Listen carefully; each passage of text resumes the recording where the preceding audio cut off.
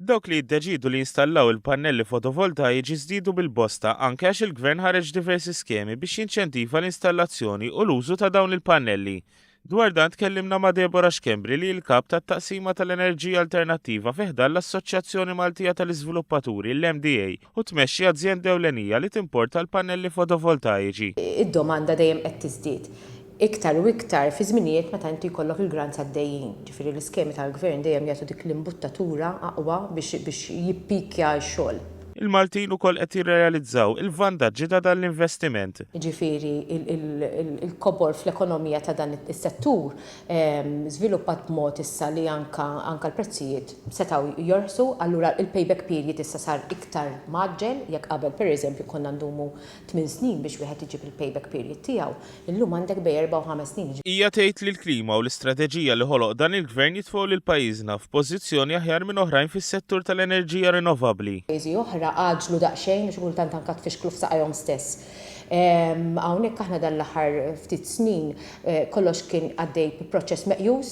Infatti aħna wieħed mill-ftit pajjiżi li anke l-kuntratti dejjem qed jiġu onorati mill-Gvern ta' feed-in tariffs u ta' grants. Xkembri tgħid li żieda fl-allokazzjoni għall-iskema ta' għajnuna fuq min jinstalla l-pannelli hija pożittiva ferm għax twassal għal iżjed kabbir ekonomiku u investiment. Li tarġa' jkollok imbagħad 2 miljuni oħra bħala top-up tagħmel differenza kbira.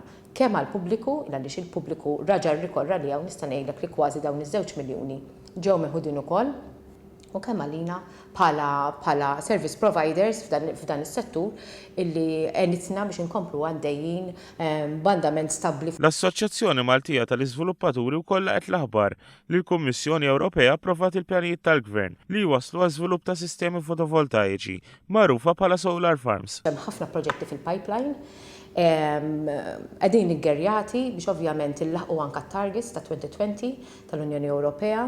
So nemmen li diħatati spinta qawwija anka l-ekonomija Maltija għaliex ovvjament ħajkollok issa dan l-iżvilupp kollu fis-settur tal-enerġija 140 miljun qed nitkellmu fuq ammont kbir ta' investiment. Dan ser iwassal sabiex iktar negozji jinvestu aktar minn qatt qabel fis-settur tal-enerġija rinnovabbli.